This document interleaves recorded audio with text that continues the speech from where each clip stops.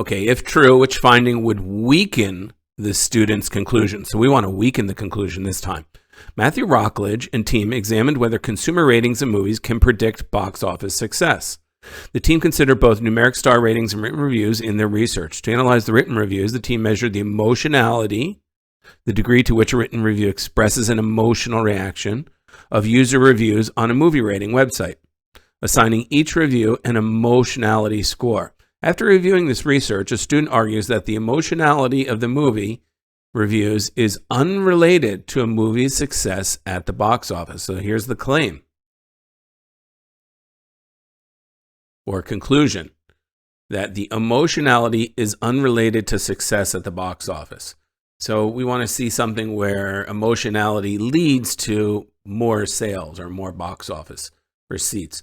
Movies that had the highest average emotionality scores received the lowest average star ratings on the movie rating website. Those are just two different methods of ratings. That's nothing to do with the student's conclusion.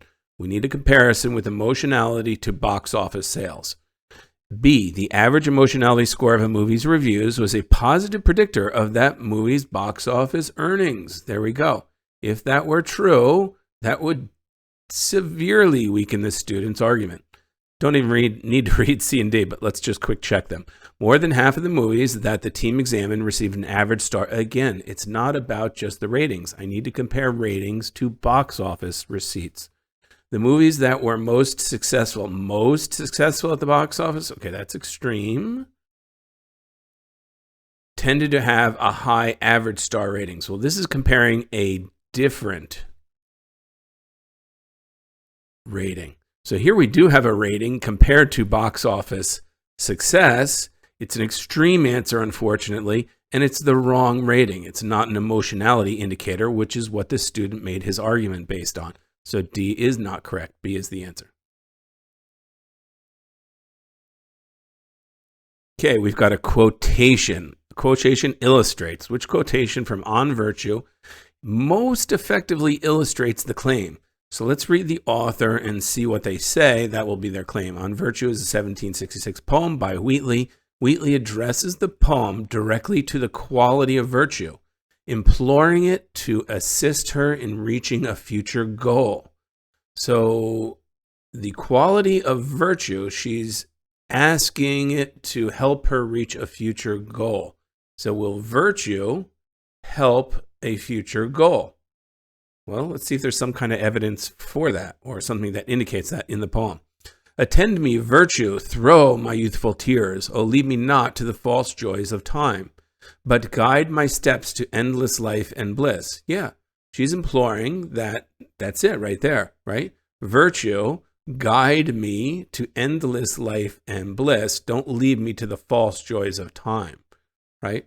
So that's her goal, bliss, an endless life of bliss. And she wants virtue to lead her there. A is going to be our answer, I think. Let's just check B, C, and D.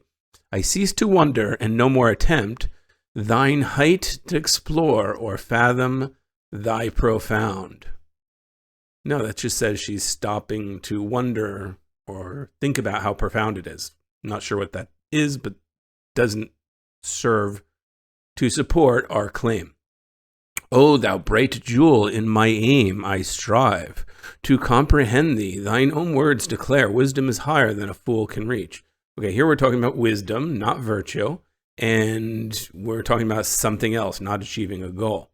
So D, but O my soul, sink not into despair.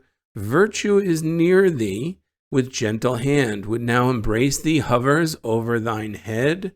So her soul sinking into despair, virtue, we are bringing in virtue here, but the problem is it's not her imploring virtue to assist a future goal.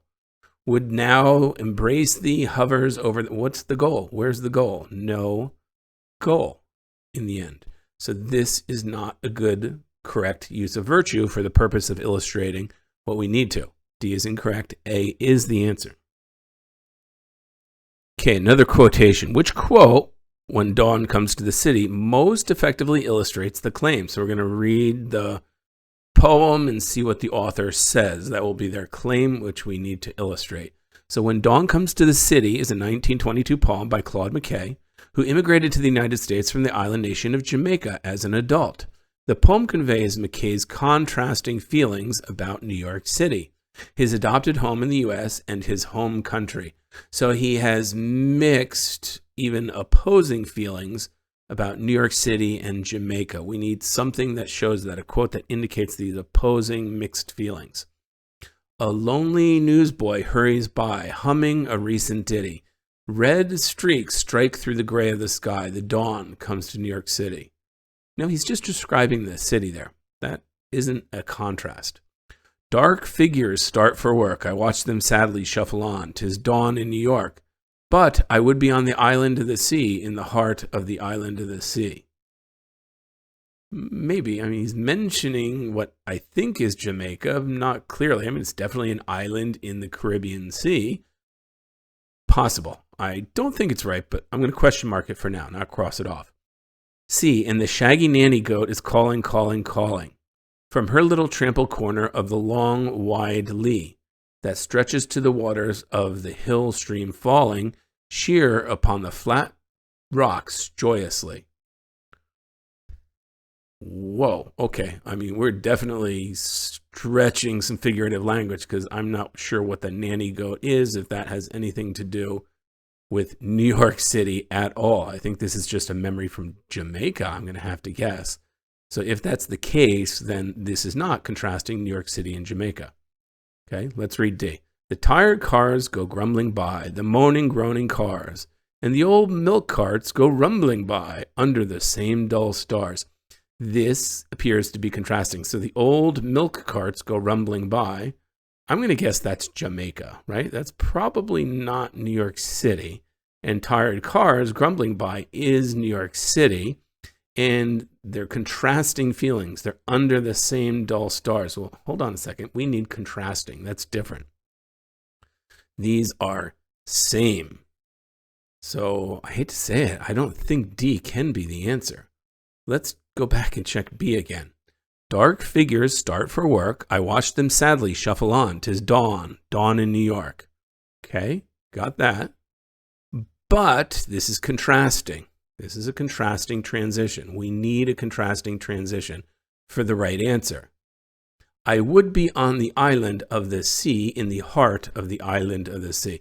So there's a contrast. It's sad in the morning in New York as everybody's going to work, kind of like little worker bees and ants. And contrasting that, he'd say he'd be on this heart of an island of the sea. You can imagine it's positive, it's beautiful, heart denotes loving.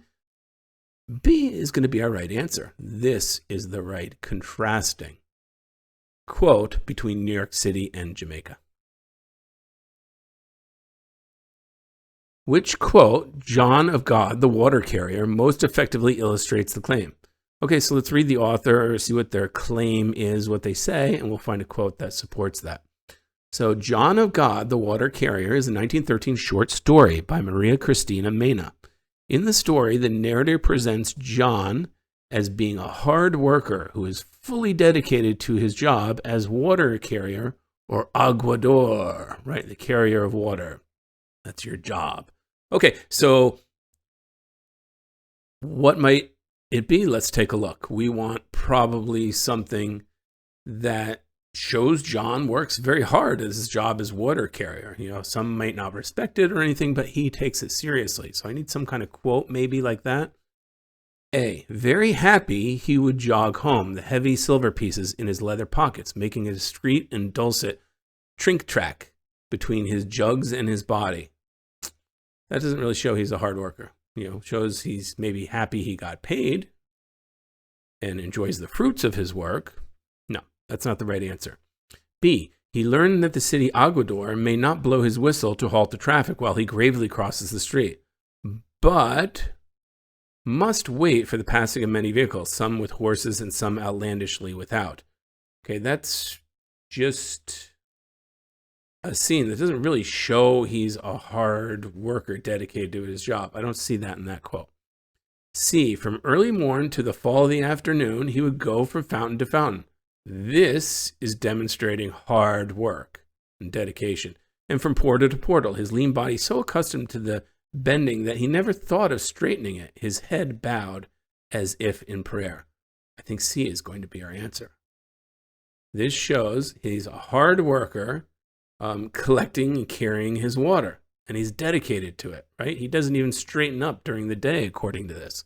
Okay, we'll check D. When his first jugs had worn out, the sweet-scented, porous red clay becomes perforated in time. He had buried them to their necks in the corner where he slept, and they were now his treasury. Now, that doesn't show him necessarily working hard. Not sure exactly what's going on there, but C is our answer.